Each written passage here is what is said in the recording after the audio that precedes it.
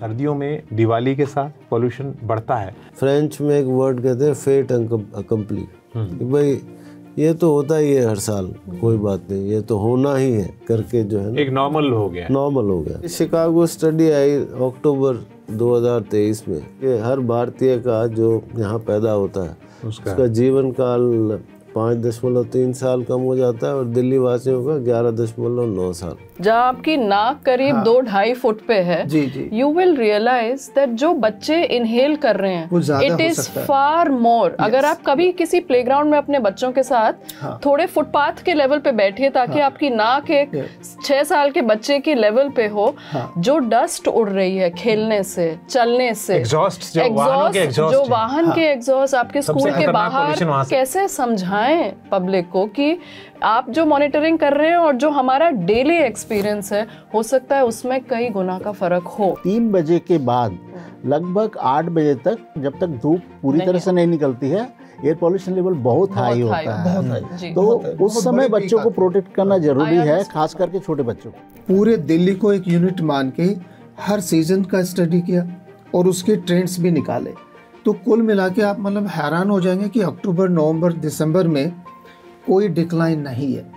हम वहीं पे हैं जहाँ पहले थे, थोड़ा एक फ्लेक्सिबिलिटी है, बट हमारा वही है, वहीं पे करीब 250-300 on average we are there. क्या पराली सबसे ज्यादा जिम्मेदार है, पटाखे सबसे ज्यादा जिम्मेदार हैं, या कैसे देखते हैं आप? प्रदूषण के स्रोत जो होते हैं कुछ साल भर बने रहते हैं लगातार, जैसे गाड़ियाँ हैं, पावर प्लांट्स हैं, इंडस्ट्रीज हैं, तो ये कंसिस्टेंट सोर्सेस हैं। इनकंसिस्टेंट, तो दीपावली से एक बहुत बड़ा पीक आता है पॉल्यूशन का।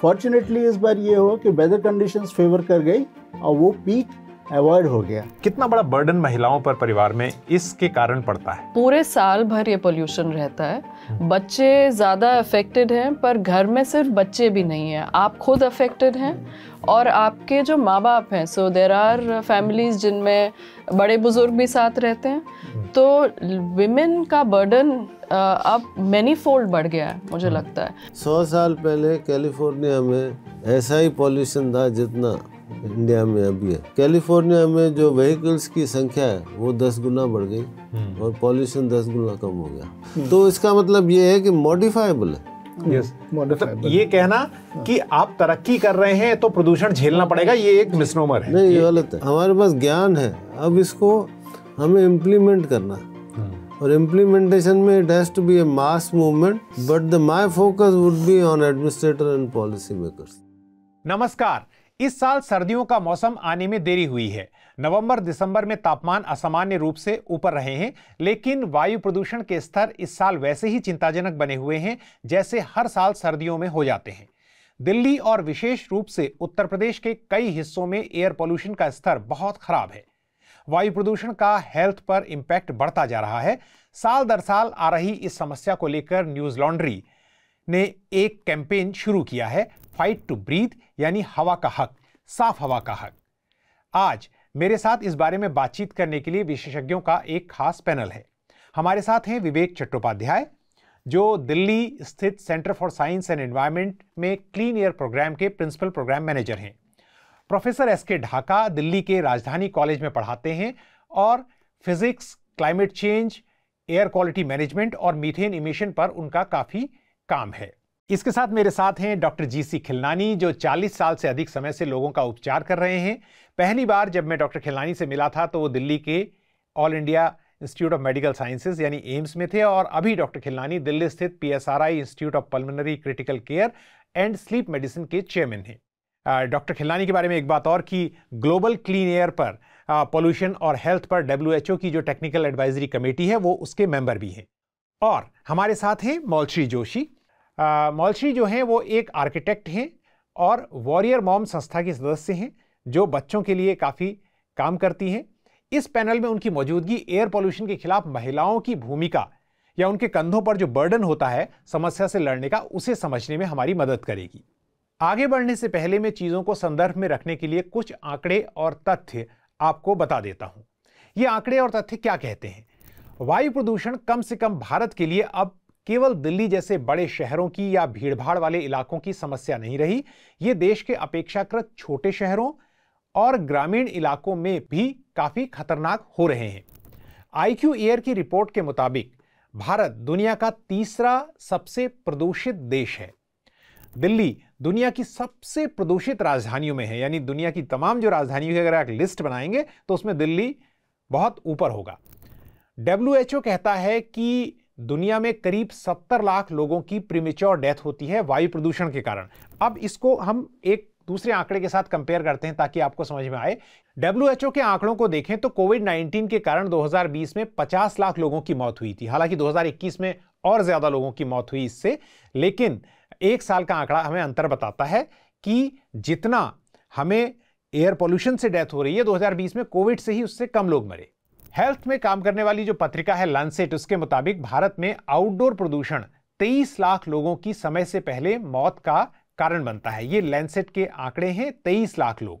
ये ब्लड प्रेशर के बाद सबसे बड़ा किलर है। तो इन सारी बातों पर अब मैं अपने पैनल के साथ इस डिस्कशन को ओपन करता हूं। डॉक्टर खिलनानी, मैं ये जानना चाहता हूं कि जब सर्दियों में के आने के साथ, दिवाली के साथ पोल्यूशन बढ़ता है तो हॉस्पिटल्स में हालत बहुत ख़राब हो जाती है, और आप इसके विशेषज्ञ हैं। अभी हॉस्पिटल्स का क्या हाल है? देखिए, ऐसा है कि एक तरह से दिल्ली वासियों की आदत हो गई है कि जैसे ही सर्दियाँ आती हैं, दिवाली का टाइम आता है, AQI तो खैर पता चलता रहता है, उनका गला ख़राब होता है, खांसी होती है, नाक बहने लगती है, आँखों में जलन होती है, कई बार स्किन में भी इचिंग होने लग जाती है, शाम को थकावट ज़्यादा होती है, नींद भी डिस्टर्ब होती है। वो सोचते हैं, ये फ्रेंच में एक वर्ड कहते हैं फेट अकम्पली, कि भाई ये तो होता ही है हर साल, एक नॉर्मल हो गया। लेकिन जो मैं एज ए पल्मोनोलॉजिस्ट देख रहा हूँ पिछले 30 साल से, और जो मैं अब की बार बताऊँगा, जो करीब 40 दिन पहले एक दिन OPD में लगातार 5 मरीज वैसे आए जो कि बिल्कुल स्टेबल थे, उनको एस्थमा या कोई लंग डिजीज़ थी, लेकिन वो आराम से अपनी ज़िंदगी जी रहे थे। 5 को खांसी हुई, 5 को सांस में तकलीफ़ हुई, वीजिंग हुई। वो अपने इनहेलर लेते थे लेकिन उनको फ़ायदा नहीं हो रहा था। तो मैंने उनको एग्जामिन किया, कोई ख़ास मुझे एबनॉर्मेलिटी नहीं मिली। मैंने एक्सरे कराया, एक्सरे नॉर्मल था। लंग फंक्शन टेस्ट, स्पायरोमेट्री करते हैं, वो भी कराई। और एक टेस्ट होता है जिसको कहते हैं fraction of excelled nitric oxide, जो कि एयरवेज के इन्फ्लामेशन को मेजर करता है। उन 5 का वो टेस्ट बढ़ा हुआ था। फिर उनको ट्रीटमेंट हम देते हैं, अगर अक्सर ये स्टीरॉयड से रिस्पॉन्ड करते हैं, देना पड़ता है हमें शॉर्ट टर्म के लिए, क्योंकि इनहेलर्स भी पूरा काम नहीं करते। और जनरली ये लोग मेरे पास पहुंचने से पहले 2-3 कोर्सेज एंटीबायोटिक के ले चुके होते हैं, जिनका उनको कोई फ़ायदा नहीं होता। और इस तरह से जो OPD अटेंडेंस है इस तरह के मरीज़ों से, वो बहुत ज़्यादा हो जाती है। और कुछ लोग जो हेल्दी लोग हैं वो रात भर सो नहीं पा रहे। इसके अलावा कुछ लोग जिनको निमोनिया होता है, जो कि साधारण निमोनिया होने चाहिए, वो ICU तक भी पहुंच जाते हैं बिकॉज ऑफ एयर पोल्यूशन। और ये इसका हमारे पास प्रमाण है जी। तो डॉक्टर, मैं ये जानना चाहता हूँ कि ऐसी स्थिति में जो लोग रिलेटिवली प्रिविलेज्ड हैं उनके लिए तो हॉस्पिटल आ सकते हैं, उनके लिए OPD भी है उनके लिए, लेकिन कई लोगों को तो सड़क पे जो है उनकी हालत, it may be hitting everyone like the same. नहीं, देखिए, ये जो वायु प्रदूषण डिस्क्रिमिनेट तो नहीं करता। ये जो ICU में पेशेंट्स आते हैं, जो लोग एडमिट हैं हमारे यहाँ किसी बीमारी से, लंग की बीमारी से, वो ड्यूरिंग ट्रीटमेंट डिटेरियोरेट कर रहे हैं। ये भी मेरी ऑब्जर्वेशन है। अब इसका प्रमाण क्या हमारे पास?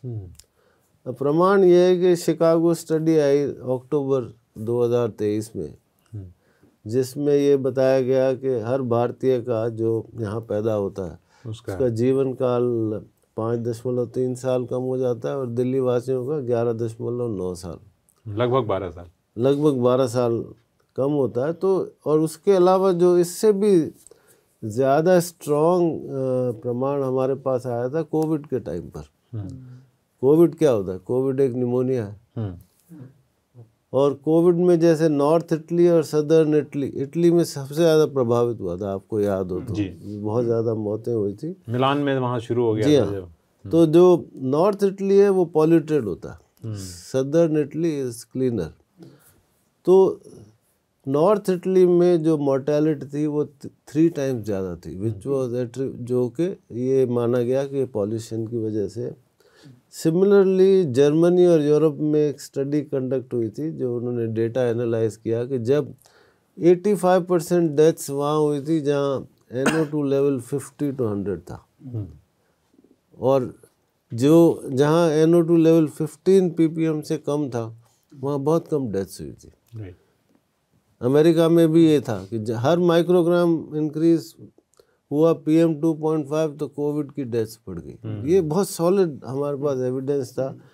तो ये दोनों को अगर मिलाया जाए, जीवन काल को और ये कोविड वाले एविडेंस को, तो ये जो पॉल्यूशन को सिर्फ गला खराब और नाक बंद करने तक सीमित नहीं सोचा जाए, क्योंकि पॉल्यूशन हमारे शरीर के हर हिस्से को असर करता है, और उसको भी असर करता है जो बालक अनबॉर्न गर्भ में ग्रो कर रहा है, उसमें भी इंट्रायूट्राइन ग्रोथ रिटार्डेशन और उसका जो भविष्य है वो भी उस पे मैं आप पे वापस आऊँगा। ये बात जो डॉक्टर खिलनानी बता रहे थे ये रिसर्च है, और अगर मैं अपने दर्शकों के लिए कह रहा हूँ कि सिंपली आप गूगल करेंगे तो गार्डियन वेबसाइट में मैंने एक पूरी खबर पढ़ी थी कि पैर के नाखून से लेकर सर के बाल तक कोई शरीर का अंग नहीं है जो एयर पोल्यूशन से प्रभावित नहीं हो रहा है, और बच्चों की जो कॉग्निटिव एबिलिटी है, उनकी संज्ञानात्मक जो ताकत है, उसको जैसा डॉक्टर खिलनानी ने इशारा किया, वो क्योंकि बचपन से उसके गर्भ में जब तक है बच्चा तभी से शुरू हो रहा है। डॉक्टर साहब, प्रोफेसर साहब, ये जो पाई चार्ट है प्रदूषण का, क्योंकि आपका मेजरमेंट जो है क्षेत्र रहा है, कोई कह रहा है कि वाहनों का प्रदूषण इस बार ज्यादा हो गया है, डस्ट तो है ही, निर्माण क्षेत्र भी है, बिजली घर भी है, इसको कैसे देखा जाए? द फैक्टर्स कंट्रीब्यूटिंग, सब लोगों का जो विचार है वो अलग अलग आता है। इवन जो डिफरेंट इंस्टीट्यूशंस और रिसर्च ग्रुप हैं उनमें भी वेरिएशन है, इस वो एक मत नहीं है। फिर भी अगर मैं मोटा मोटा ये बात करूं तो हमारे 4-5 फैक्टर्स हैं जो हमारे पोल्यूशन को, जो स्पेशली हम पार्टिकुलेट मैटर्स बोलते हैं, शॉर्ट में हम PM बोलते हैं, तो PM 2.5 या PM 10 या PM 1 की भी अब बात करने लगे लोग, बट PM 2.5 तक मैं सीमित रखना चाहता हूँ अभी इसको।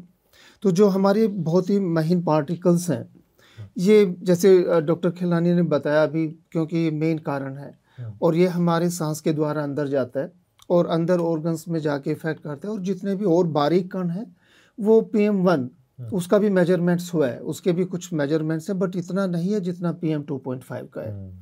तो वो हमारे ब्लड स्ट्रीम तक चला जाता है, एंड उसका अपना रोल है फिर जो ब्रेन स्ट्रोक है उसमें। अभी इस वर्ष जो मेजरमेंट है वो भी बड़ा कॉम्प्लिकेटेड रहा। सैटेलाइट जो ऑब्जर्वेशंस हैं उन्होंने फायर काउंट किया, एंड फायर काउंट इस बार काफ़ी कम हुआ कंपैरेटिवली, बट पोल्यूशन कम नहीं हुआ। तो पोल्यूशन कम ना होने के भी कई मत हैं।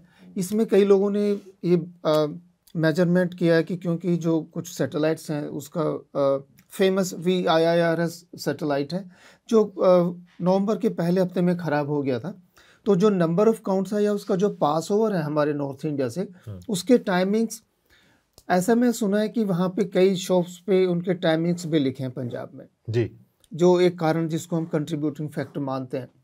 एंड उसके बाद आफ्टरनून में वो या नाइट में बर्निंग होती है ज़्यादा, जो मेजरमेंट्स सैटेलाइट जो फायर काउंट है वो स्किप कर जाते हैं। तो बहरहाल उसके बावजूद भी number of fire counts reduce हुए इस साल, लेस देन आई थिंक 50% से भी ज़्यादा रिड्यूस हुआ है, बट पोल्यूशन नहीं कम हुआ। इसका कई कारण, जो एक सबसे बड़ा जो फैक्टर है जो मैं आपको बताना चाहूँगा वो मेट्रोलॉजी है। तो मेट्रोलॉजी ये बताती कि आपकी जो विंड स्पीड है वो काफ़ी कम है, ना के बराबर है, स्टैंड स्टिल है हवा आपका। तो जो भी पोल्यूशन सिटी का होता है वो पाइल अप होता रहता है, वो डिस्पर्स नहीं होता। नंबर 2, जो आपका सोलर रेडिएशन है, फोग या इसकी वजह से जो हेज है वो बहुत ज़्यादा नहीं होता, तो एवोपरेशन नहीं होता। जो हमारे टाइनी ड्रॉपलेट्स हैं वो एवोपरेट नहीं होते, एवोपरेशन नहीं होता तो वो हैंगिंग पोजीशंस में, तो सब कुछ लॉक हो जाता है यहाँ पे। विवेक जी, अभी हमने पराली की ओर ध्यान दिया, हर कोई पराली का जिक्र करता है, आप लोगों की रिसर्च है, और जो भी बात कही जा रही थी कि जो CNG बसेस का आना, उसमें भी CSC का रोल रहा, रिसर्च की 90s की जिसका जिक्र किया उसका रोल रहा। तो ये किसानों की, किसका रोल, आप इसमें जो जिम्मेदारी एक के ऊपर डाली जाती है दूसरे के ऊपर, कैसे जो इसको देखा जाए? क्या पराली सबसे ज्यादा जिम्मेदार है, पटाखे सबसे ज्यादा जिम्मेदार हैं, या कैसे देखते हैं आप? देखिए, इसमें समझने के लिए हमें दो फैक्टर्स को समझना होगा कि प्रदूषण के स्रोत जो होते हैं कुछ साल भर बने रहते हैं लगातार। जैसे गाड़ियां हैं, पावर प्लांट्स हैं, इंडस्ट्रीज़ हैं, हाउस होल्ड कुकिंग, वो आपका हमेशा चलेगा। तो उसमें प्रयास जो किए जाते हैं उसका नतीजा लॉन्ग टर्म में दिखता है और इमीडिएटली भी दिखता है। जैसे कि अभी भारत स्टेज 6 लाया गया, या इंडस्ट्री के नॉर्म्स रिवाइज किए गए, इवन पीएम उज्ज्वला योजना के तहत एलपीजी की सप्लाई हो रही है। अब उसमें देखना होगा कितना सप्लाई हो रहा है, कनेक्शन तो दिए जा रहे हैं। तो ये कंसिस्टेंट सोर्सेस हैं। इनकंसिस्टेंट यानी जो समसामयिक समय में होते हैं, एपिसोडिक जिसे कहा जाता है, एक पर्टिकुलर एपिसोड में होता है जो कि खास करके इस ठंड के समय होता है। वो है एक, पहले तो दीपावली आ जाती है या बाद में आती है, तो दीपावली से एक बहुत बड़ा पीक आता है पॉल्यूशन का।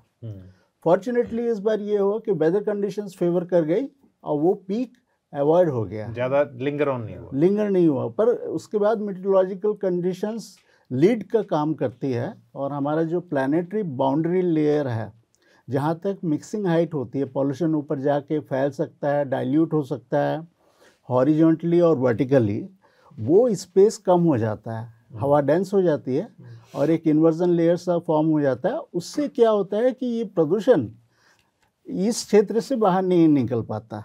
और दिल्ली की टोपोग्राफी ऐसी है, एक बाउल की तरह है इंडो गैंजेटिक प्लेन में, और एक तरह के बॉल्ड है। मेजर हिमालय है जो कि अलाउ नहीं करता उधर पॉल्यूशन जाने के लिए, विंध्या के पर्वत हैं, फिर यहाँ के जो सिस्टम्स होते हैं मेट्रोलॉजिकल सिस्टम्स, जब तक वेस्टर्न डिस्टर्बेंस नहीं आता है वो लीड ब्रेक नहीं होता। तो आप देखेंगे इस बार कंसिस्टेंटली लगातार काफ़ी दिनों तक प्रदूषण बहुत ज़्यादा बना रहा, और हमेशा ये होता है। और हमने ये देखा है कि उसी समय अगर पराली बर्निंग भी होती है तो एक एडेड सोर्स का भी काम करती है। एक दूसरा सबसे बड़ा पॉइंट है जिस पे मैं आना चाहूँगा, क्योंकि जब भी आप रूरल इंडिया की बात करते हैं तो हम ऐसा लगता है जैसे दिल्ली में ही यहाँ सफोकेशन हो रहा है, ऐसा नहीं है। अभी जो हम लोगों का एक 32 आकाश एक प्रोजेक्ट है, जिसमें हम रीन एक इंस्टीट्यूट है क्योटो जापान में, जिसके साथ में हम इंडियन हमारे कई लोग काम कर रहे हैं और जापानीज़ ग्रुप भी काम कर रहे हैं। उसमें उन्होंने यहाँ पे 32 स्टेशंस बनाए हैं जिसमें स्मार्ट सेंसर्स हैं और जो मेजरमेंट करते हैं। वो पंजाब में भी कम से कम 15 लोकेशंस पे हम लोगों ने डाले हैं। हरियाणा में, दिल्ली में करीब 7-8 जगह पे हैं। वहाँ जो बर्निंग होती है उस टाइम, उसकी जो वैल्यू है लोकल रूरल की मैं बात कर रहा हूँ, वो करीब 1000 माइक्रोग्राम पर मीटर क्यूब है, जो दिल्ली से भी ज़्यादा है। यानी आप ये कह रहे हैं, मैं इस पे आगे और विस्तार से बात करूंगा, कि ये समझना कि मेट्रोज और भीड़भाड़ वाले इलाके, चमकते दमकते भारत में प्रदूषण है, ये सोचना गलती है। जिसे हम गांव देहात कहते थे वो भी, और इवन पहाड़ी कुछ शहरों में वहां भी बहुत ज्यादा प्रदूषण बढ़ रहा है। मैं इस पे बात करूंगा, अभी विवेक जी को भी साथ में लेंगे। मौलश्री, मैं आपसे पूछना चाहता हूँ कि विमेन का जो है, बिकॉज आप जो वॉरियर मदर्स से जुड़ी हुई हैं, वॉरियर मॉम से, महिलाओं को पेरेंट्स का भी ख्याल रखना होता है, बच्चों का भी ख्याल रखना होता है, और दोनों की प्रॉब्लम्स एयर पोल्यूशन से हैं। अभी डॉक्टर साहब उसमें और बताएंगे कितना बड़ा बर्डन महिलाओं पर परिवार में इसके कारण पड़ता है। उनका एक्सपीरियंस क्या कहती हैं? आपके साथ जो कोलीग्स होंगी वो बताती होंगी, आपने खुद देखा होगा। आई थिंक ये सवाल पे ज़्यादा चर्चा हुई नहीं है। हम ऐसा समझते हैं कि पेरेंट्स बच्चों का ख्याल बराबर रखते हैं और उनको दिक्कत हो रही है, इतना ही समझना है। पर असल में क्या है कि पूरे साल भर ये पोल्यूशन रहता है, बच्चे ज़्यादा अफेक्टेड हैं, पर घर में सिर्फ बच्चे भी नहीं हैं, आप खुद अफेक्टेड हैं और आपके जो माँ बाप हैं। सो देयर आर फैमिलीज जिनमें बड़े बुजुर्ग भी साथ रहते हैं। तो विमेन का बर्डन अब मैनी फोल्ड बढ़ गया है, मुझे लगता है। एंड द अनप्रिडिक्टेबिलिटी भी बहुत बढ़ गई है कि जो चीज़ पहले सोचा जाता था कि सिर्फ सर्दी के मौसम में होती है, अब साल भर आपके पीक्स रहते हैं पोल्यूशन के, और कई बार वो ज़्यादा गर्मी में भी और ज़्यादा बरसात के टाइम में भी रहता है। तो बच्चे अलग अलग तरह से रिएक्ट कर रहे हैं। तो ये मानना कि ये सीजनल काम है और ये पेरेंट्स में बराबर डिवाइडेड है इस काम का लेबर, ये सही नहीं है। तो मुझे लगता है women get the undue pressure to take care of this within families. उसके साथ जो वर्किंग मदर्स हैं, जो बाहर काम करती हैं, उनको ये अंडरस्टैंडिंग अपने एम्प्लॉयर्स से मिलना कि जैसे आप कह रहे हैं डॉक्टर साहब कि लोग रात रात भर नहीं सो पाते, what is the effect on prolonged sleep deprivation. आप बिना पूरी नींद करे हुए घर बच्चों को संभाल रही हैं, तो do you have the support at your work place? और जो मदर्स घर संभाल रही हैं उनके पास क्या कोपिंग मैकेनिज्म है? क्योंकि we have treated it like a fait accompli. तो अगर ये होना ही है तो उनके हाथ में घर में क्या नुस्खे हैं या क्या इक्विपमेंट हैं या डॉक्टर्स से उनको क्या सपोर्ट मिल रहा है, ये देखने की बात है। क्योंकि मुझे लगता है कई मदर्स के पास एक्सेसिबल हेल्थ केयर भी नहीं है जहां वो ये समझ सकें किसी एक्सपर्ट के थ्रू कि ये इशू आपको पोल्यूशन की वजह से हो रहा है, both outdoor and I want to stress on indoor also. Indoor pollution जो चूल्हा जलाने से या डस्टी एरियाज, कंस्ट्रक्शन, अगरबत्ती, पूजा रूम में लोग सोते भी हैं, बच्चों के ऊपर इनका क्या असर है, ये सही तरह से मदर्स को समझने में भी हमारे पास कम्युनिकेशन के ज़्यादा माध्यम नहीं है। तो I think this research has to become public science, और ये लोगों की ज़ुबान में उनको समझाने की ज़रूरत है जो हम लोग यहाँ एक्सपर्ट डिस्कशन कर रहे हैं। नहीं तो डॉक्टर खिलनानी तो जो लोगों की ज़ुबान में समझाते रहे, मैं इनका भेजा हुआ पढ़ता भी रहता हूँ। सर, ये जो अभी दवाइयों का है, हम इस पर बात करना चाहते हैं आपसे कि दवाइयाँ जो हैं पिछले 20 साल में जैसे पोल्यूशन की समस्या बढ़ी है और थोड़ा अवेयरनेस आ गई, लैंडसेट की रिपोर्ट्स और जो ये गोल्डन रिपोर्ट्स आती हैं, इनको IQ एयर रिपोर्ट्स हैं, इनको पहले लोग इतना पता नहीं होता था। मैं खुद एक जर्नलिस्ट के तौर पे देख रहा हूँ 2010 के बाद, 7-8 के बाद अवेयरनेस बढ़ी है। क्या दवाइयों के क्षेत्र में भी ऐसी तरक्की हुई है? क्योंकि कई लोग मिसलीड भी हो रहे हैं, घरेलू नुस्खे कई बार जो हैं वो आदमी को कई ऑर्गन्स को वो भी कर रहे हैं। तो मॉडर्न मेडिसिन में क्या हो रहा है? नहीं, बिल्कुल दवाइयों में बहुत ज़्यादा इम्प्रूवमेंट हुआ है। अगर लंग की बात करें तो लंग के जो ट्रीटमेंट ऑप्शंस हैं वो काफ़ी बड़े हैं, उसकी अंडरस्टैंडिंग बड़ी है, इसमें कोई शक नहीं। और दूसरा, लोगों का परसेप्शन बदला। 25 साल पहले अगर मैंने किसी को कहा कि आप एक इनहेलर ले लो तो वो घबरा के वो कहते नहीं नहीं आदत पड़ जाएगी, मेरे को तो अस्थमा हो गया, मैं इनहेलर नहीं लूँगा। लेकिन आज हर ऑलमोस्ट हर घर में जहाँ बच्चे हैं वहाँ नेबुलाइजेशन मशीन है। हर तीसरा बालक इस शहर में एस्थमेटिक है। तो ये एक नेगेटिव चीज़ भी है, पॉजिटिव चीज़ है। नेगेटिव इसलिए कि इतनी बीमारी बढ़ गई है, पॉजिटिव चीज़ है कि अवेयरनेस आ गई है।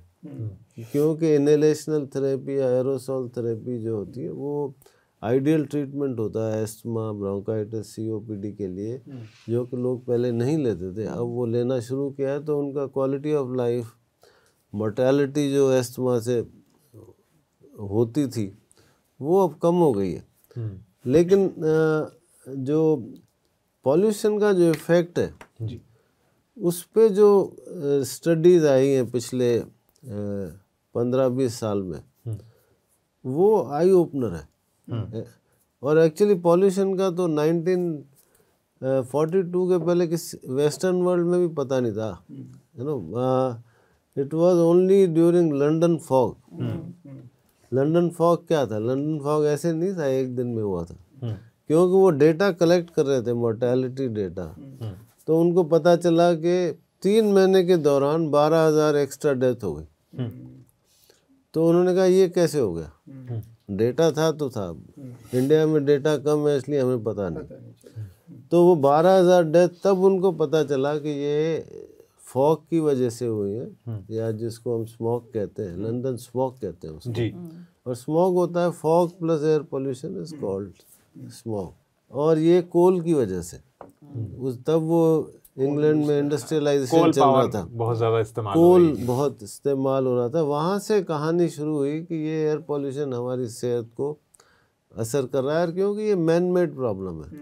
आप हिमालय पे चले जाएं, आपका AQI 0 होगा, 0। वहाँ पर आदमी नहीं है तो फिर पॉल्यूशन भी नहीं होगा।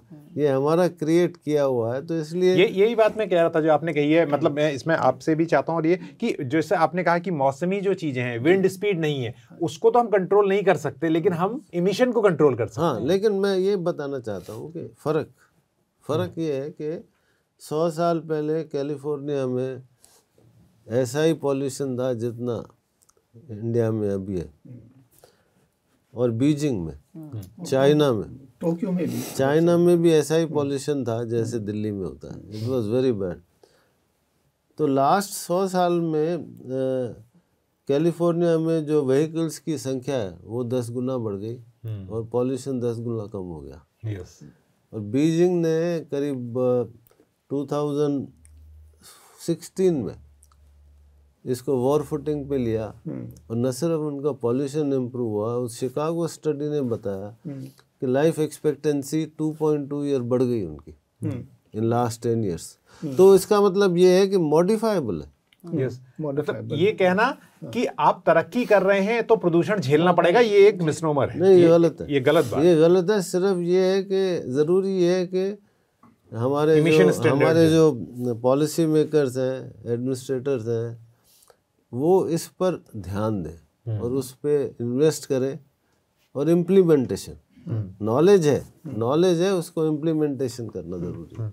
डॉक्टर साहब, आपसे मैं ये जानना चाह रहा था कि जो आपने बात कह रहे थे ना कि हमारा जो गवर्नेंस है, CPCB, प्रदूषण नापने की स्थिति है। एक जमाना था जब दिल्ली में एक ITO में लगा रहता था सेंसर, वही हो जाता था कि सर आज दिल्ली में बहुत सारे हैं, अगर मैं गलत नहीं हूं तो 50 के आसपास तो मीटर लगे ही हैं। बिल्कुल। तो इस मामले में क्या स्थिति हुई है? डॉक्टर साहब ने कहा कि अगर इमिशन स्टैंडर्ड्स को कम करें तो लाइफ एक्सपेक्टेंसी बढ़ेगी, तो उसको कम करने के लिए पहले मॉनिटरिंग चाहिए, डायग्नोसिस चाहिए। हाँ। सबसे पहले तो हमें ये पता चले कि इसके ये एमिशन हो कितना रहा है। ये लोग कहते हैं कि इसको मेजर करने से क्या होगा। मैं एक वैज्ञानिक दृष्टिकोण आपको बताता हूँ कि हमें पता होना चाहिए कि क्या लिमिट हमारे लिए ठीक है और कौन सी लिमिट इसको क्रॉस करके जाएगी। वो तभी पता चलेगा जब आपका कंटिन्यूअस रियल टाइम में मॉनिटरिंग हो। तो अब करीब CPCB और जो हमारा सेंट्रल पोल्यूशन कंट्रोल बोर्ड है और Delhi pollution control committee, DPCC जिसको बोलते हैं, दोनों के मिला के करीब 40-45 स्टेशन हैं। मैं आप लोगों के साथ शेयर करना चाहता हूँ, ये बहुत इम्पोर्टेंट है। हमने पिछले करीब 15 वर्ष में सारे स्टेशंस का डेटा यूज़ किया, पूरे दिल्ली को एक यूनिट मान के हर सीजन का स्टडी किया और उसके ट्रेंड्स भी निकाले।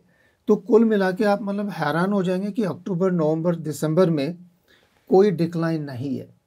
हम वहीं पे हैं जहाँ पहले थे, थोड़ा एक फ्लेक्सिबिलिटी है, बट हमारा वही है, वहीं पे करीब 250-300 on average we are there. Morning hours में आप लोगों ने सुना होगा कि ये बढ़ जाता है, of course it goes up to like 500-600। Afternoon में जैसे जैसे सनराइज होता है, सोलर रेडिएशन होता है, विंड स्पीड थोड़ी सी बढ़ती है, तो ये इसकी वैल्यू घट के 250 तक या 200 तक आ जाती है। बट पूरे सीजन का अगर हम एवरेज करें तो it remains around 250, 270, 280 like this. कोई डिक्लाइन नहीं हुआ। गवर्नमेंट बोलती रहती है, लोग अपने उसके लिए बोलते रहते हैं, बट फैक्ट जो डेटा है, मैं अपनी तरफ से नहीं कह रहा हूँ, ये हमारे 40 स्टेशन का डेटा बता रहा है कि हम वहीं पे हैं। हालांकि जो दूसरा पार्ट है हमारा, जो समर में, और जो समर में थोड़ा डिक्लाइन हुआ, लाइक 5-6 माइक्रोग्राम पर ईयर पिछले 15 वर्ष में, और उसके बाद जो रेनी सीजन है जी, तो मतलब अगर आप 4 या 5 माइक्रोग्राम पर ईयर भी आप डिक्लाइन कर रहे हैं तो आपको 50 वर्ष लगेंगे वहां तक आने में। इससे काम बिल्कुल नहीं चलने वाला। Implementation is must.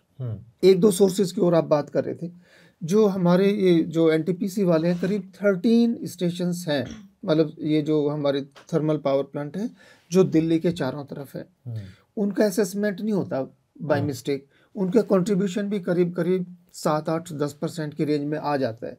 बट जैसे आपने नाइट्रस ऑक्साइड की बात की, ऐसे सल्फर डाइऑक्साइड है, वो भी एमिशन हो रहा है वहाँ पे। और 2015 से मैं इस बात को लाना चाहता हूँ, 2015 से सुप्रीम कोर्ट में मामला आया पहली बार कि एफजीडी टेक्नोलॉजी जो फ्लू गैस डीसल्फराइजेशन है वो लगाया जाए। डॉक्टर साहब जो जिक्र कर रहे थे, चाइना ने वो किया और आज से बहुत पहले किया, और हमारे यहाँ वो टलता गया और कई बार तो सरकार जो है वो कंपनियों के साथ खड़ी हुई। बिल्कुल, और इनफैक्ट मुश्किल से 2 जगह पे शायद उसका इम्प्लीमेंटेशन हुआ, जिसका आप डायरेक्ट रिजल्ट भी देख सकते हो कि डिक्लाइन हुआ।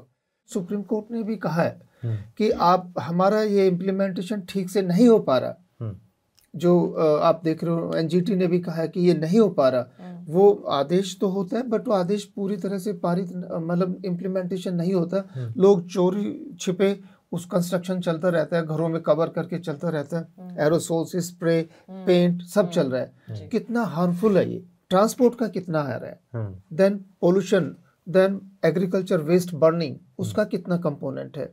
तो इन सब के कंपोनेंट अगर 15, 20, 25 की रेंज में है, इन सबको मिला के आप 100 यूनिट पे आते हैं। तो एक भी कंपोनेंट अगर आप पकड़ के उसको कम कर रहे हैं या उसका 20%, 30% भी कम कर रहे हैं, तो आपके 5-6 कंपोनेंट है मेजर जो कंट्रीब्यूट करते हैं। उसको रिडक्शन अगर हमारा 100 यूनिट भी होता है तो 400 से हम 300 पे आ जाएंगे। प्लीज। मैं ये आपने प्रोफेसर साहब मॉनिटरिंग की बात की जी, तो मैं एक पक्ष रखना चाहती हूँ बच्चों की तरफ से जी, which is that monitoring stations में हम देखते हैं तो सेंसर्स हमारे एक हाइट पे लगे रहते हैं। I am also talking as an architect. हाँ जी। पर अगर आप बच्चों का एवरीडे एक्सपीरियंस देखेंगे, कभी अगर आप बेंच से थोड़े नीचे लेवल पे बैठ जाइए जहाँ आपकी नाक करीब 2-2.5 फुट पे है, यू विल रियलाइज दैट जो बच्चे इनहेल कर रहे हैं इट इज फार मोर। अगर आप कभी किसी प्लेग्राउंड में अपने बच्चों के साथ थोड़े फुटपाथ के लेवल पे बैठिए ताकि आपकी नाक एक 6 साल के बच्चे की लेवल पे हो, जो डस्ट उड़ रही है खेलने से, चलने से, एग्जॉस्ट जो वाहन के एग्जॉस्ट आपके स्कूल के बाहर हम कार्स आइडल कर रहे हैं। लंदन में स्कूल्स के जोन्स में कार की आइडलिंग बैन है। हमारे स्कूल के बाहर बसें गाड़ियां रुक के आइडल कर रही हैं, बच्चे निकल रहे हैं, खेल रहे हैं, डस्ट उड़ रही है। अगर आप 2.5 फुट लेवल का AQI देखें जो कि हम नहीं नापते हैं, and this is my point about monitoring, कि monitoring for home and how, and उसको हम कैसे समझाएं पब्लिक को कि आप जो मॉनिटरिंग कर रहे हैं और जो हमारा डेली एक्सपीरियंस है, हो सकता है उसमें कई गुना का फर्क हो। आपकी बात से मैं सहमत हूँ। हम लोगों ने कुछ मेजरमेंट्स किए जो ग्राउंड लेवल पे, फर्स्ट फ्लोर पे फॉर एग्जांपल, कुछ हमने 10th फ्लोर पे मेजरमेंट किए और दोनों में करीब 20% का डिफरेंस मिला। तो अगर हम और नीचे चले जाएं, हो सकता है वो कम से कम 10% और 20% के बीच में बढ़ जाएगा। ये 250-200 का क्या मतलब है एक्चुअली, कि अगर हम ग्राउंड फ्लोर में दुकान चलाते हैं जहां मैं रोज मुझे बैठना है, तो मेरा क्या AQI रहेगा। अगर मैं 20वें माले पे रहती हूँ तो उसमें क्या रहेगा। अगर मैं बच्चा हूँ तो और खेलने जा रहे हैं और गाड़ियों में बैठे हैं, रोड पे बैठे हैं, बस में बैठे हैं, तो मेरा एक डेली एग्रीगेशन, जैसे अब हम कैलोरीज की काउंटिंग करते हैं, स्टेप्स की काउंटिंग करते हैं, बच्चों के लेवल पे देखिए तो उनका क्या एक्चुअली वो इनहेल कर रहे हैं बहुत ज्यादा होगा। बिल्कुल आपकी बात से मैं सहमत हूं। एक मिनट डॉक्टर्स पर्सपेक्टिव इसमें ले लेते हैं। सर, इसको देखते हुए एज ए डॉक्टर आपके दिमाग में क्या बात आती है? नहीं, मैं एक डॉक्टर ही नहीं हूँ, लेकिन मैं एक वो व्यक्ति हूँ या डॉक्टर हूँ जिसने इस फील्ड में 35 साल से काम किया। और जो इम्प्लीमेंटेशन की बात करें तो वो सबसे इम्पोर्टेंट है। और मैं इसको आपको बताना चाहूँगा कि क्योंकि मैंने इसको प्रत्यक्ष देखा है इतने सालों में, और मैं आपको 1990s में ले जाता हूँ। मैं joined all India institute of medical sciences, और उस समय डॉक्टर पांडे मेरे मेंटोर और गुरु सब कुछ थे। उन्होंने एक प्रोजेक्ट स्टार्ट किया था कि हमने इमरजेंसी विजिट्स एम्स में हार्ट अटैक, एस्थमा और ब्रोंकाइटिस COPD 1 साल तक हमने उसको मॉनिटर किया, मतलब मेजर किया कितने रोज़ कितने आ रहे हैं, और उसको एयर पोल्यूशन की लेवल जो कि CPCB का डेटा था उससे हमने कोरिलेट किया। और ये पता चला कि in response to air pollution, increase air pollution, 22 से 24% ज़्यादा इमरजेंसी विजिट्स थी, हार्ट अटैक की और एस्थमा अटैक्स की और bronchitis during the high pollution levels. हाँ, पूरे साल में, पूरे साल में। वो स्टडी पब्लिश हुई Indian Journal of Chest Diseases and Allied Sciences में। उससे उस टाइम पर जो दिल्ली की हालत थी वो आज से बहुत खराब थी, बहुत खराब थी और कोई बहुत खराब थी। उस समय दिवाली के टाइम पे आपको कुछ नहीं दिखता था, धुआं घर में आ जाता था, लाइन बसेस हुआ करती थी। हाँ, और उसके बाद ये हुआ कि ऑनरेबल कोर्ट ने उस स्टडी को कॉग्निजेंस ली। That was in 90s, late 90s। CNG आया, all the industries were pushed away 50 kilometres. उस समय ये था कि कोर्ट की बात सुनी जाती थी, सब कुछ इम्प्लीमेंट हुआ और उसके बाद एयर क्वालिटी इम्प्रूव हुई। कुछ साल तक बेहतर रहा, फिर उसके बाद भी लॉस्ट। उसके बाद डीजल व्हीकल्स आ गई, बड़ी बड़ी गाड़ियां चलने लगी, और वो डीजल की गाड़ियां जब चलने लगी तो we were back to square one. जो मैं आपको बताना चाहता हूँ कि डूएबल है, implementation is very very important. और इम्प्लीमेंटेशन में जो है ना, जो आप हैं, मैं हूँ, we are technocrats, we can tell the government कि भाई ये कर सकते हैं। तो मेरे को अगर आप 2 मिनट दें तो मैं आपको इसी संदर्भ में बताना चाहता हूँ कि हमें सब पता। 2016 में डॉक्टर मुकेश शर्मा और डॉक्टर द्विवेदी, दोनों सिविल इंजीनियर्स हैं IIT कानपुर के, उन्होंने एलिगेंट स्टडी कर रखी दिल्ली शहर में, दिल्ली के 4 कोनों में। और उन्होंने ये बताया कि अगर आप, उन्होंने मैप किया कि कितना पॉल्यूशन कहाँ से आता।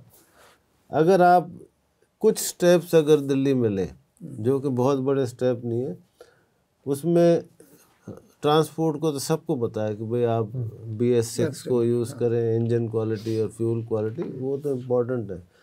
लेकिन बाकी जो बातें जो उन्होंने बताई कि जैसे आप हफ्ते में 4 बार जो रोड्स को है वो वाटर क्लीनिंग करें, महीने में 4 बार, आई एम सॉरी, और महीने में 4 बार वैक्यूम क्लीनिंग करें, और रोड के साइड को जो है ना ग्रीन कर दें, है ना। और जो म्युनिसिपल वेस्ट होता है, जो कि 3 to 5% कंट्रीब्यूट करता है एयर पोल्यूशन को, म्युनिसिपल वेस्ट को बर्न करने का कोई और तरीका निकालें, उसको बिल्कुल ही बंद कर दें, कार पूलिंग कर दें। कंस्ट्रक्शन और डिमोलिशन में उन्होंने मेथड्स बताए हैं where the emission can be brought less than 50% of what is today. Doctor साहब, आपकी बात से मैं सहमत हूँ। थोड़ा सा इसमें ऐड कर दूँ, मुझे मौका मिला बाहर, अभी मैं सोल में था पिछले साल, तो वहाँ पे जो डिमोलिशन का इसका प्रोसेस हर जगह होता है, हर कंट्री में, हर सिटी में। तो वहाँ पे वो पाइप से उसको सबको दबा रहे थे पहले मॉर्निंग में आके जो भी हुआ सब जगह वो स्प्रे हो रहा था, एंड उसके बाद में वो लोग आते थे। हमारे यहाँ भी पूरा जो खुला पड़ा रहता है, अगर वो कवर हो जाए या किसी तरह से उसको हम 5% भी अगर हमने कम कर लिया तो वो भी एक बहुत अच्छा स्टेप है। ये 5% नहीं, अब आप देखें जब मेट्रो बन रही थी, हाँ जी, metro was following all the norms. Metro construction जब हो रही थी, हाँ जी, तब सारे नॉर्म्स फॉलो कर रहे थे। जी। उसके अलावा एक और उन्होंने जो बताया कि if you convert, there are 9000 tandoors making chicken tikka and paneer tikka and this, they all run on coal and wood. अगर आप उसको LPG में या इलेक्ट्रिकल में कन्वर्ट कर रहे हैं, कोई टेस्ट में ज़्यादा फर्क नहीं आएगा, लेकिन 9% एयर पोल्यूशन कम होगा। स्टडीज़ ने ये पाया है कि बायोमास बर्निंग अभी भी रियलिटी है हम भारत के देश में। हमने LPG सिलेंडर्स दिए हैं गांव के लोगों को, या अभी भी उपले जला रहे हैं, लकड़ी जला रहे हैं। हाँ, मतलब मेरे ख्याल से शहरी क्षेत्रों में या आसपास के क्षेत्रों में तो डेवलपमेंट मतलब यूज़ हुआ है। दिल्ली में जैसे कैरोसिन बैन है, कोल बैन है ऑन पेपर, बट हो सकता है कि अभी भी कुछ लोग आर्थिक कारणों से, मेन है अफोर्डेबिलिटी और एक्सेस। लेकिन तो कोयला बिजली घर जो है, ये तो अपने आर्थिक कारणों से लोग जला रहे हैं, उनको हम दोष नहीं दे सकते कि गरीब आदमी चौकीदार रात को ठंड में अगर अपने को गर्म रखने के लिए चूल्हा जला रहा है। बहुत अच्छा पॉइंट आपने रखा कि हमेशा पॉल्यूशन कंट्रोल में 2 मुद्दे हमेशा रखे जाते हैं, बिकॉज ये सोशियो इकोनॉमिक क्या कहते हैं, डिसरप्शन। बिकॉज हमें ये समझना होगा कि एक है सर्वाइवल, हम अपने सर्वाइवल के लिए एमिशंस कर रहे हैं, उनके पास कोई जरिया नहीं है, उनकी खुद की इनकम उतनी नहीं है कि क्लीन फ्यूल ले सकें। तो सरकार की जिम्मेवारी बनती है कि हम उनको सब्सिडाइज रेट में क्लीन फ्यूल दें। परंतु जो अमीर लोग हैं, अमीर मतलब इस सेंस में कह रहा हूँ कि जिनके पास आर्थिक साधन है, उनको जिम्मेदार बनाया जाए और उनसे हम प्रदूषण कम कराएं। एसयूवी लेके आप जा रहे हैं, परंतु आप पॉइंट आउट करेंगे कि वो रात को क्यों लकड़ी से सेक रहा है, आपने क्या उसको कंबल बांटे, आपने क्या उनको नाइट शेल्टर दिया। जो अभी हाई कोर्ट का आदेश आया था कि चांदनी चौक एरिया में इतने होमलेस लोग हैं, दिल्ली गवर्नमेंट ने क्या किया, होमलेस लोगों को व्यवस्था क्यों नहीं दी। तो ये हमेशा कॉन्स्टेंटली कोर्ट को ऑब्जर्व करना पड़ता है। ये क्या पता समझ में नहीं आता कि हमारे यहाँ संस्थाएं इतनी हैं, अगर ये तालमेल से काम करे तो मेरे ख्याल से हर तबके का प्रदूषण के प्रति दुष्प्रभाव और एक इम्पॉर्टेंट हेल्थ फैक्टर है जो कि हमेशा नज़रअंदाज किया जाता है। जो गरीब लोग होते हैं वो पॉल्यूशन के सोर्स के काफ़ी करीब रहते हैं। जैसे इंडस्ट्री में अगर काम कर रहे हैं तो उसके पास रहेंगे, जो कि वो अफोर्ड नहीं कर सकती कि मेट्रो में 50 रुपये का किराया दे के वो वहाँ जाएंगे। गवर्नमेंट ने, सरकार ने मेट्रो के रेट्स बढ़ा दिए, ठीक है।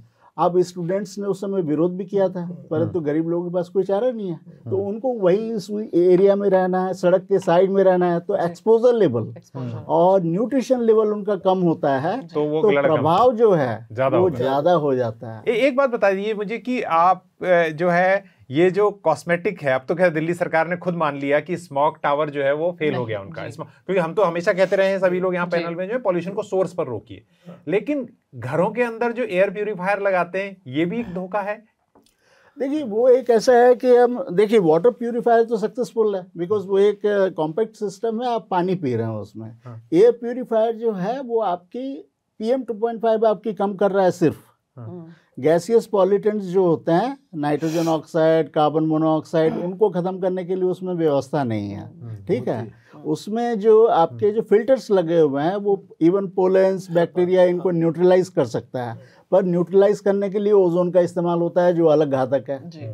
दूसरा साइंटिफिक फैक्टर ये है कि अगर आपने वो प्यूरिफायर तभी काम करेगा आपने अगर इस कमरे को पूरा सील करके रखा है, उससे हेल्थ सिग्निफिकेंस, जो कि एक टर्म है सिक बिल्डिंग सिंड्रोम कहा जाता है, कि हमारे यहाँ कमरे में जैसे हम बैठे हुए हैं, यहाँ CO2 लेवल लगातार बढ़ रहा है और व्यक्ति परिवार जब सोता है तो कमरे में लगभग 2000 ppm 2500 ppm तक CO2 पहुंच जाता है। उसके अलग दुष्प्रभाव हैं सर में। तो आपके लिए ये चारा नहीं है कि एयर प्यूरिफायर लगा के आप सुरक्षित है, आपको ऑक्सीजन भी चाहिए, खिड़कियां खोलनी पड़ेंगी। तो ये एक तरह का मार्केटिंग स्ट्रेटेजी है उनकी। देखिए एयर प्यूरिफायर क्या होता है, एयर प्यूरिफायर होता है एक फिल्टर, जो फिल्टर होता है जो पार्टिकुलेट मैटर को जो रोकता है, लेकिन उसमें जो अच्छा एयर प्यूरिफायर होगा उसमें एड्जॉर्बिटेंट भी होता है, AD एड्जॉर्बिटेंट होता है जो गैसेस को भी रोकता है, और जो the air which comes out you believe that it is clean, लेकिन वो उसको यूज़ करने की जो कुछ मर्यादाएं होती उस मर्यादा के अंतर्गत दायरे में सबसे पहली बात है कि एयर प्यूरिफायर में दोनों चीज़ होनी चाहिए, फिल्टर भी और एड्जॉर्बिटेंट भी। दूसरा ये है कि जो एयर प्यूरिफायर का जो कैपेसिटी है वो कमरे के वॉल्यूम से कमेंसुरेट होना चाहिए। ये ऐसा नहीं है कि आपने लिविंग रूम में रख दिया और कह दिया हमारी हवा साफ हो गई, वो नहीं होगी। तीसरा ये है कि दरवाजे खिड़कियाँ बंद करना पड़ेगा, अगर बार बार चाय पानी आता रहेगा तो वो नलीफाई हो जाता है। उसके कंस्ट्रेंट भी कुछ खड़े करता है, मतलब कि आप इसी मर्यादा जो आपने कही। और चौथी बात ये है कि जब जो आपका जहाँ बिस्तर है, जो एयर हवा जो एग्जिटिंग एयर का जो डायरेक्शन है प्रेफरेबली उधर ही होना चाहिए जहाँ आप। पांचवी बात, सबसे इम्पोर्टेंट बात, सबसे इम्पोर्टेंट बात ये है कि WHO जिसका मैं मेंबर हूँ और वहाँ बहुत बार ये बहस हो चुकी है, so far there is no scientific evidence that it improves the health. लेकिन ये है कि my thinking is that lack of evidence is not evidence to contrary. Just because हम लोग उसको जनरेट नहीं कर पाए, तो मेरे सोच में जो हेल्दी लोग हैं उनके लिए एयर प्योरीफायर का कोई काम नहीं है, लेकिन जिन लोगों को एस्थमा है, ब्रोंकाइटिस है, जिनको हार्ट डिजीज है, जिनको, सुनिए पूरी बात सुन लीजिए, उनके लिए ये बेनिफिट होना चाहिए, ये मैं सोचता हूँ। छोटे बच्चे, फाइनली एक बात और, अगर आप फिल्टर्स को प्रॉपरली चेंज नहीं करेंगे, it can become a source of fungal infections, क्योंकि वो। और दूसरा फैक्टर मैं बताना चाह रहा हूँ, खतरे भी हैं। हमारा एयर पॉल्यूशन कंट्रोल एक्ट घर के अंदर लागू नहीं होता। हमें इंडोर एयर क्वालिटी के स्टैंडर्ड सेट करने होंगे। जितने बड़े बिल्डिंग्स हैं, इंस्टीट्यूशंस हैं, ऑफिसेस हैं, एटलीस्ट वहाँ हमें ये स्टैंडर्ड्स लागू करके जो पैरामीटर्स हैं उसकी मॉनिटरिंग चालू करनी होगी, ताकि सिक बिल्डिंग सिंड्रोम जिसे कहा जाता है, कि आप अंदर बैठे हैं, आपको सर दर्द हो रही है, आपको पता नहीं चल रहा है, कि आपको ये लगता है कि मैं बाहर जाऊं फ्रेश एयर लूं, वो उसका लक्षण है। उसके स्टैंडर्ड्स विदेशों में कई जगह आ चुके हैं, परंतु भारत सरकार ने अभी भी उसको नोटिफाई मेरे ख्याल से नहीं किया है, और इम्प्लीमेंटेशन तो आप समझते हैं। एक बात बताइए कि मैं आपके पास आ रहा हूं। जी, एक बात बताइए कि टाउन प्लानर्स और आर्किटेक्ट्स, जो बातें अभी डॉक्टर साहब ने कही और विवेक ने कही और प्रोफेसर ढाका कह रहे हैं, टाउन प्लानर्स और आर्किटेक्ट को कितना सेंसिटाइज किया गया और कितना उस दिशा में काम हो रहा है? हमारी, जैसे जयराम रमेश को मैंने एक बार कहते हुए सुना था जब कोपेनहेगन सम्मेलन हुआ था, ग्रीन बिल्डिंग कोड आएगा। हालांकि वो जलवायु परिवर्तन के संदर्भ में बोल रहे थे, पर्यावरण और जलवायु परिवर्तन में थोड़ा सा अंतर है, तो लेकिन वो ग्रीन बिल्डिंग्स अभी भी हमें नहीं दिखती। सारे कोई सोलर पैनल वगैरह बनाते नहीं है, लगाते नहीं है। तो इसी हिसाब से एयर पोल्यूशन को लेके कितना ज्यादा सेंसिटिव है या नहीं है? जितना काम एयर कंडीशनिंग पे हुआ है उसका एक फ्रैक्शन वर्थ ऑफ काम air quality, indoor air quality पे हुआ है। So I think there is a long way to go. अभी इस पे काम बस शुरू हुआ है, क्योंकि ये जैसा आप कह रहे हैं बहुत ही कॉम्प्लेक्स सिस्टम है, और उसका मेंटेनेंस और उसकी मर्यादा में काम करना हमारे डे टू डे के लिए बहुत मुश्किल है इन द इंडियन कंडीशंस। तो design of buildings indoor air quality को लेते हुए आजकल जो आपकी रोज़मर्रा की बिल्डिंग्स हैं वो नहीं लेती हैं, and I think that's a serious cause of worry, क्योंकि हम ऐसी बहुत चीज़ें करते हैं रोज़ जो इंडोर एयर क्वालिटी को और ख़राब करती हैं। जैसे कि आप कह रहे हैं अगरबत्ती जलाना, परफ्यूम्स डालना, एरोसोल्स, आप ये कारपेट स्टोव्स जलाते हैं, उससे नाइट्रोजन ऑक्साइड निकलता है, कार्बन मोनोऑक्साइड निकलता है, और ज्यादातर लोग सोचते हैं कि हम एलपीजी जला रहे हैं जी, तो ये तो शुद्ध है, ये तो गैस है, परंतु वो एक मिसकंसेप्शन है। वेंटिलेशन अगर नहीं प्लान हो रही है। एक मैं प्रोफेसर साहब से सवाल पूछना चाहता हूं, आप जवाब दीजिएगा, मैं एक सवाल पूछ लेता हूं, आप जवाब दीजिएगा, उसमें वो बात भी जोड़ लीजिए, मेरा सवाल भी ले लीजिए। जी बताइए। वो ये कि जो क्रिमिनल नेग्लिजेंस है, मैं एज ए रिपोर्टर अब बोल रहा हूँ, क्योंकि आप सबने एक्सपर्ट के तौर पे बात की, तो मैं थोड़ी सी अथॉरिटी एज ए रिपोर्टर रखता हूँ। जितना ज्यादा क्रिमिनल नेग्लिजेंस मैंने देखा है, और गोल्फ लिंक में अगर दिल्ली में काम होगा सर, तो वो ढक के करेगा पूरा। गाजियाबाद में जाइए, नोएडा में जाइए, बिल्डरों के लिए कोई नियम कानून नहीं है। पुलिस वालों के थाने के पास जो है पटाखे जलाना तो चलो छोड़ दिया जाए, लेकिन वो टायर जलाते हैं रात को, और वो उनकी आंख के नीचे होता है, नाक के नीचे होता है। इस बात का कितनी चिंता है, और फिर आप अपनी बात भी। जी मैं सबसे पहले अभी उसके साथ मैं बात जोड़ना चाहूँगा जो मैडम इंडोर और आउटडोर पोल्यूशन की बात करी थी। इस पे हमने करीब 2 वर्ष काम किया, और हमने द्वारका में, द्वारका सब सिटी थोड़ा सा ग्रीन मानते हैं उसको, बट मैं उसका एक्चुअल ऑब्जर्वेशंस बता देता हूँ। हमने इंडोर पे रखे कुछ जो हमारे स्मार्ट सेंसर्स हैं, कुछ ओपन में रखे एक ही बिल्डिंग में, और अभी उसका जो अंदर वाला पार्ट था, मतलब जो इंडोर था, that was better like 50 microgram और समथिंग, बट पूरे महीने में जब भी सनलाइट हुआ उस टाइम या हवा चली, इंडोर नहीं बदला, आउटडोर क्लीन हो गया जी। तो आप अल्टीमेटली कम से कम 10 डेज तक 100 माइक्रोग्राम वर्स्ट एयर क्वालिटी में रहे, जबकि आप खुश थे कि आप अंदर हैं और आप पोल्यूशन से बच रहे, जबकि रिवर्स था। प्रोफेसर साहब, जब गैप लगता है तो हम बच्चों को कहते हैं आप अंदर रहिए, बुजुर्ग और बच्चे अंदर रहें, पर इस अंदर की हवा क्या बाहर से साफ है, ये हमें नहीं मालूम। नहीं, इनफैक्ट देखो उसके पीछे एक्चुअली लॉजिक ये होता है कि बच्चे जब सवेरे निकलते हैं स्कूल के लिए, बहुत अर्ली मॉर्निंग आवर्स में निकलते हैं, उस समय 3 बजे के बाद लगभग 8 बजे तक, 8 साढ़े 8 तक, जब तक धूप पूरी तरह से नहीं निकलती है, एयर पॉल्यूशन लेवल बहुत हाई होता है, तो उस समय बड़ी बच्चों को पीक आती है। प्रोटेक्ट करना जरूरी है, खास करके छोटे बच्चों मैं को। उनका पर या ये एक डिले तरफ किया का- जाए, पर ये अगर एक डिले तरफ का करें लॉजिक है, तो तब भी संभव है कि नहीं, पर ये बातें जो आप सब कह रहे हैं मैं बिल्कुल मानता हूँ, लेकिन जो मैंने सवाल पूछा था, मैं उसका दैट जवाब इज मैं दे देता हूँ। आई फील वेरी एजिटेटेड और बहुत एंग्री अबाउट हाँ, इट, ये- बिकॉज आपके सामने हो रहा है। हाँ, ये भैया पुलिस वाला कह रहा है मेरे पास फोर्स नहीं है, आप अपने सामने अगर ड्रग, में उदाहरण दे रहा हूँ, बिकते हुए देख रहे हो और कुछ नहीं कर रहे हो तो ड्रग तो बिकेगी। डॉक्टर साहब ने अभी बहुत अच्छा एग्जांपल दिया था। ऑनरेबल सुप्रीम कोर्ट ने कहा है कि हम देख रहे हैं, और पिछले हफ्ते में 5 तारीख तक उन्होंने कहा हम ग्रैब 4 नहीं उठाएंगे, ये लागू रहेगा। हमें पता है कि ये ठीक से लागू नहीं हो रहा है। इसका मतलब हमारे जो टॉप एडमिनिस्ट्रेशन के लिए एक संदेश है कि सब लोगों को पता है कि आपने ग्रैब 4 इम्प्लीमेंट किया, ये लोगों की हेल्थ के लिए किया, बट वो इम्प्लीमेंट नहीं हो पा रहा है। तो इम्प्लीमेंटेशन का आपने ये ठीक बताया। हमें भी, मैं द्वारका में रहता हूँ, वहाँ पे मैं देखा है बहुत जगह बंद कमरों में सब कंस्ट्रक्शन हो रहा है, लोग कहते हैं अलाउ कर दो, लेकिन कई जगह अब थोड़ा सा परसेप्शन बदल रहा है लोगों को, जब से ये डेली बेसिस पे हम न्यूज़ में, मीडिया में ये आ रहा है, तो सर वो जा रहा है, वो वहाँ पे लोगों को पता है, लोग अब विरोध करने लगे कि अब कंस्ट्रक्शन नहीं होगा। And I have seen in my residential But I still apartment choose my also. words carefully. ये इम्प्लीमेंटेशन ना होने में एक संदेश जाता है कि मैं काम कुछ करने की कोशिश कर रहा हूँ, वो नहीं हो रहा है। पर क्रिमिनल नेग्लिजेंस में वर्ड जान के इसलिए कर रहा हूँ कि आप सामने देख रहे हो कि ये हो रहा है और आप कुछ नहीं कर रहे हो। पब्लिक न्यूसेंस एक्ट जो है, पब्लिक न्यूसेंस एक्ट जो है, पुलिस के पास पावर्स हैं, आईपीसी और अभी मेरे ख्याल से भारत जो संहिता बनी है, तो वो एक्ट इनके पास पावर है। पर क्या होता है कि वो उसको एज ए प्रॉब्लम नहीं देखते, लॉ एंड ऑर्डर उनके दिमाग में होता है, परंतु एम्पावर्ड अगर उनको किया जाए, कई देशों में तो इवन एनवायरमेंटल इंस्पेक्टर्स होते हैं जो कि इंश्योर करते हैं कि पॉलिसीज इम्प्लीमेंट हो।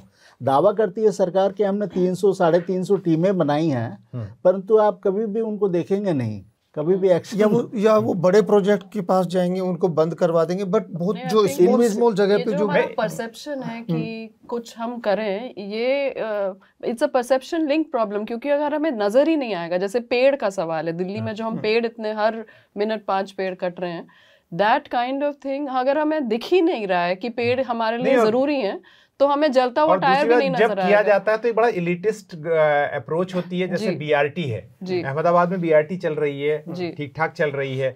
यहाँ पर बीआरटी जब लाई गई तो कितना बवाल मचा कि कैसे कार से पहले गाड़ी जा सकती है, ये एक सवाल था। जबकि BRT is a wonderful thing कि जहाँ पर आप लोगों को उकसाते हैं, उनको उत्साहित करते हैं कि आप जाइए, बस में बैठिए। मैं मेट्रो से चलता हूँ, बिल्कुल मैं बड़े गर्व के साथ ये कहता हूँ। पर मैं पब्लिक हेल्थ की बात पे आता हूँ। डॉक्टर साहब से एक सवाल पूछा जाए कि वो कि सर जैसे 2.5 WHO के आप मेंबर, उनकी 2.5 की जो PM 2.5 की जो लिमिट है वो 5 माइक्रोग्राम एनुअली है। यहाँ सालाना जो है मेजरमेंट आती है वो 50 माइक्रोग्राम से भी ऊपर आ जाती है ना। तो ये हेल्थ इंपैक्ट कितना करता है, और इस कॉन्टेक्स्ट में प्लीज बताएं कि आउट ऑफ पॉकेट खर्चा बहुत ज्यादा है आदमी का, आम आदमी का, गरीब आदमी का आउट ऑफ पॉकेट खर्चा है। तो हमें समझना है कि PM 2.5 ही क्यों है ना। पहले जब मैंने ये फील्ड में शुरू किया था तो CPCB भी जो है ना PM 10 मेजर करते थे। वो तो बॉडी रोक लेती है फिर नहीं, क्यों PM 10 जो है से जो बड़े कण होते हैं वो नाक हमारा फिल्टर रोक लेता है, तो वो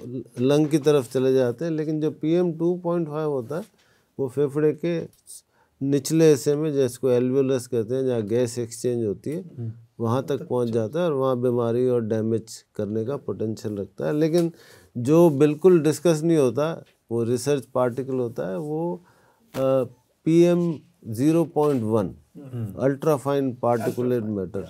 ये वो मैटर होता है जो कि हवा के नली को पार करके ब्लड में चला जाता है, फिर हमारे शरीर के हर हिस्से में जाता है, ब्रेन से लेकर लिवर, किडनी और रिप्रोडक्टिव सिस्टम सब जगह जाता है। तो PM ultra fine particulate matter जो कि एक रिसर्च एरिया होता है, ये बहुत इंपॉर्टेंट होता है। Beside that of course gases. तो इसलिए जो PM 10 जो हम मेजर करते थे, अब PM 2.5 अभी भी जो हमारे जो इंडियन एयर क्वालिटी स्टैंडर्ड है, ये 60 माइक्रोग्राम है, जबकि WHO के हैं 15 माइक्रोग्राम पर every day, daily average, and 5 microgram annual average.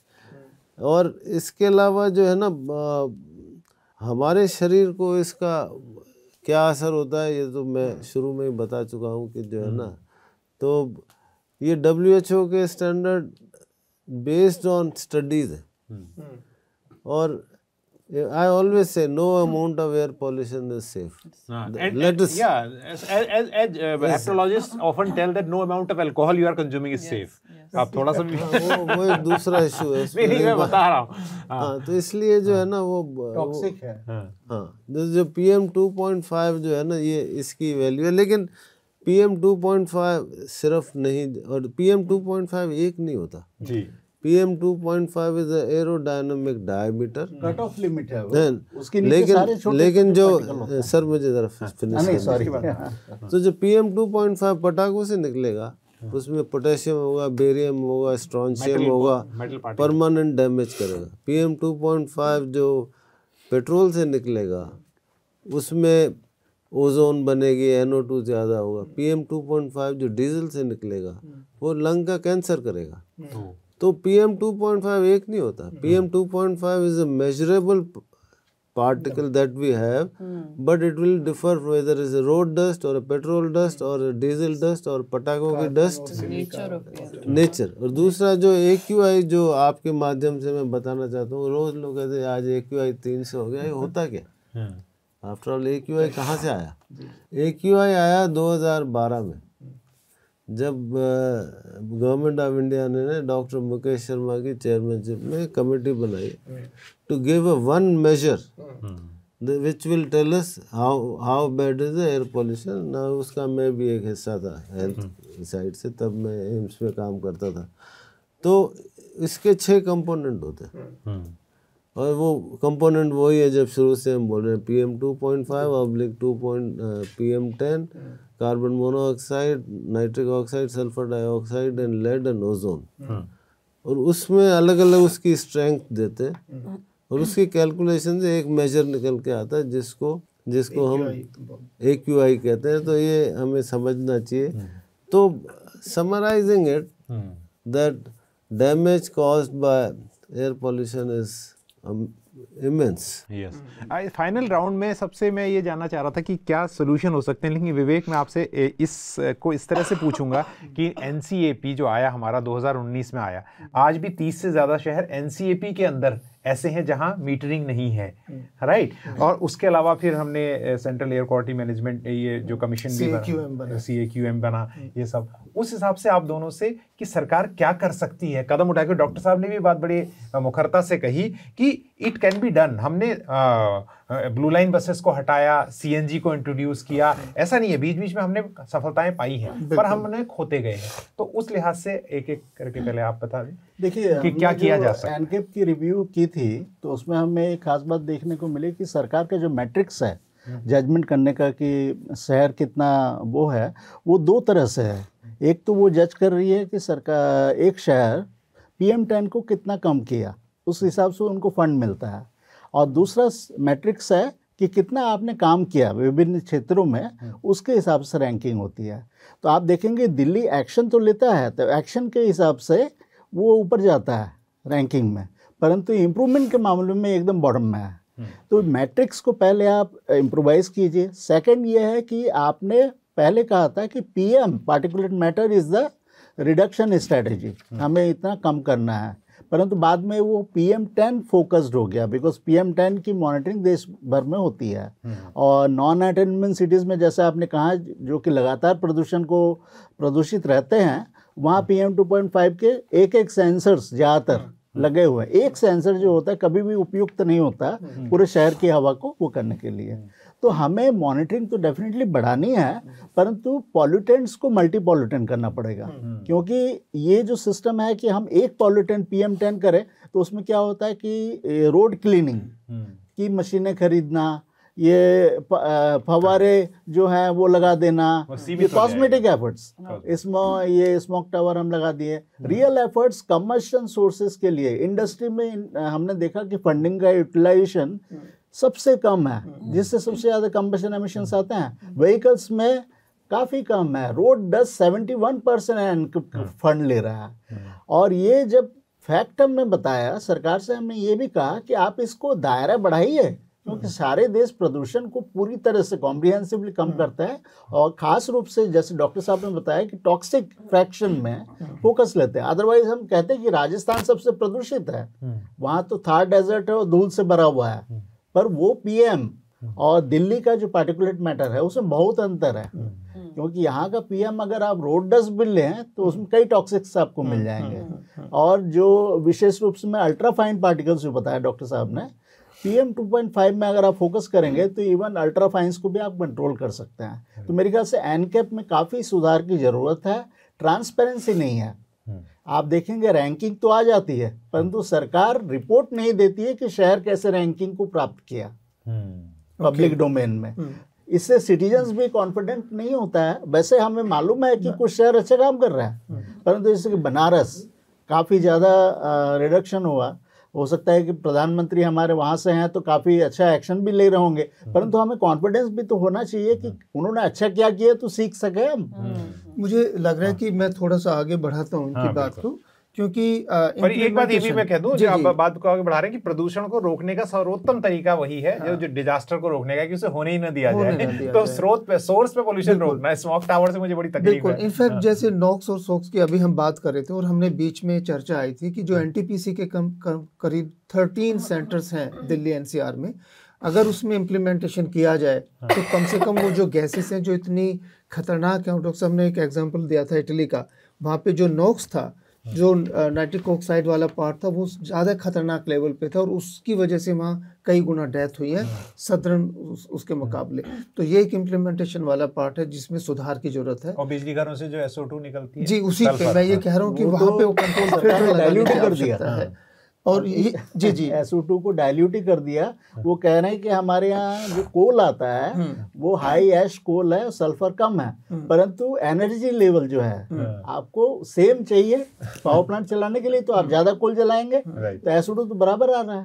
और जो फैक्टर सरकार ने इग्नोर किया कि सल्फर डाइऑक्साइड कन्वर्ट हो जा रही है सल्फेट पार्टिकल्स में, ये सेकेंडरी पार्टिकल्स हैं, उसके ऊपर ध्यान नहीं किया।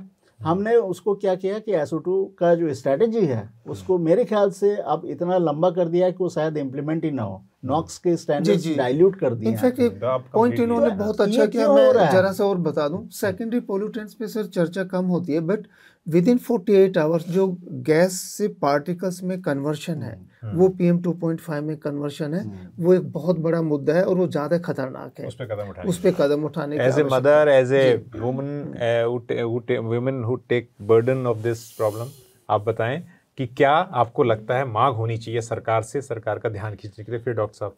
आई थिंक जो बच्चे और महिलाएं और बुजुर्ग हैं, उनकी एक जो कॉन्स्टिट्यूएंसी है इस डिबेट में, वो बड़ी अंडर रिप्रेजेंटेड है।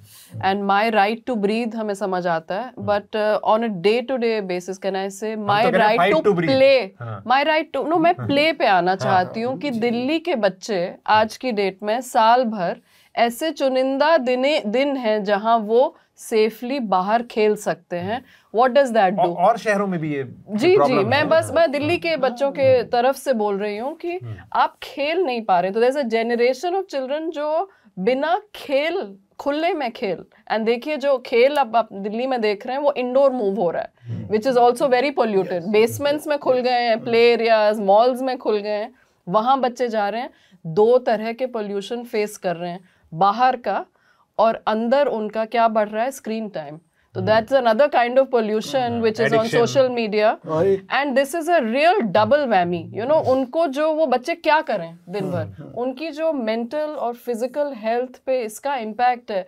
आई थिंक हमें उसको एक अलग तरह से स्टडी करना चाहिए। जो डेटा आ रहे हैं वो बच्चों के ऊपर कैसे अप्लाई होते हैं, क्या हम मॉनिटरिंग बच्चों के हिसाब से कर रहे हैं, क्या हम डेटा को इंटरप्रेट एक not as a healthy male adult पर एक बच्चों के अनुसार उसको इंटरप्रेट करें। तो हमें दिन पर दिन क्या करना चाहिए, पेरेंट्स को एक्शनेबल एडवाइजरी मिले। तो मुझे लगता है कि ये एक अलग कॉन्स्टिट्यूएंसी हमें बनानी पड़ेगी। We have to fight for the right to play. बच्चों को ब्रीदिंग से क्या मतलब है, बच्चों को तो खेलने से मतलब है, और वो हम नहीं कर पा रहे। वैज्ञानिक ने इसी मुद्दे पर मुझे एक बहुत महत्वपूर्ण बात बोली थी कि बच्चों की जब छुट्टियां होती है स्कूल से 2 बजे से 3 बजे जब घर जाते हैं तब एक्टिव रहते हैं, बाहर भी कई बार खेलने के लिए जाते हैं या प्लेग्राउंड में जाते हैं, ओजोन लेवल पीक में रहता है उस समय।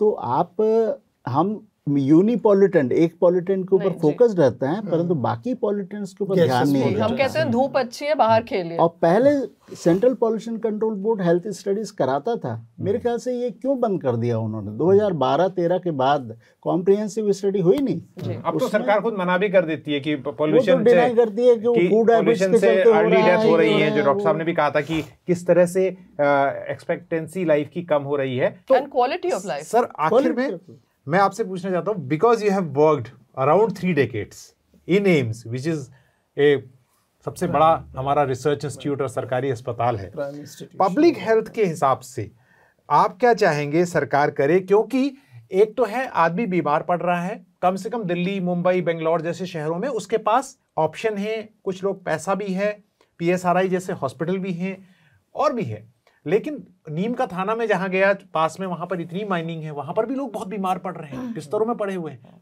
उनके पास तो अस्पताल भी नहीं है, अरुणाचल में तो अस्पताल भी नहीं है। उस लिहाज से you are a policy makers को डॉक्टर खिलनानी क्या कहेंगे? नहीं, देखिए अस्पतालों का रोल है लेकिन इतना नहीं है इसमें, जो है ना। तो क्योंकि क्या करना चाहिए पॉलिसी मेकर्स? नहीं, मैं जैसे शुरू से ही कह रहा हूँ ना कि मेरे को आपने से बुलाया कि मैं पल्मोनोलॉजिस्ट हूँ, लेकिन मैं बताना चाहता हूँ कि एयर पोल्यूशन सिर्फ लंग को अफेक्ट नहीं करता। राइट, ये मैं शुरू से कह रहा हूँ कि एयर पोल्यूशन शुरू करें गर्भावस्था से और शुरू करें नींद से। जैसे स्लीप पे अपनी हमारी बात नहीं, अगर sleep is getting disrupted because of air pollution, मतलब एक पर्सनल बात नहीं करनी चाहिए। मैं इंग्लैंड में था अब 2 हफ्ते, my sleep was different from here, all the bed was different, सब कुछ अलग था।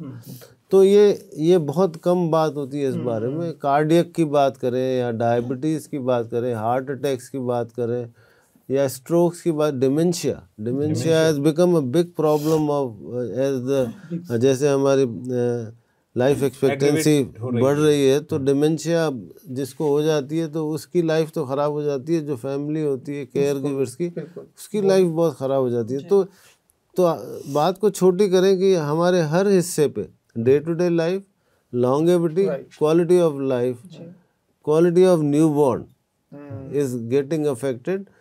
ये हम सब की जिम्मेदारी है।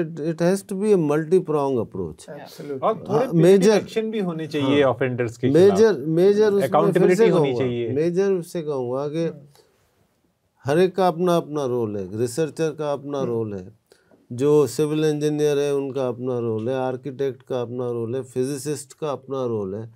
इम्प्लीमेंटेशन, इस समय हमारे पास ज्ञान है और ज्ञान 40 साल पहले नहीं था। मैंने कहा ना, ये लंदन स्मॉग के बाद ही आँख खुली पूरी दुनिया की। तो हमारे पास ज्ञान है, अब इसको हमें इम्प्लीमेंट करना, और इम्प्लीमेंटेशन में it has to be a mass movement, but my focus would be on administrator and policy makers.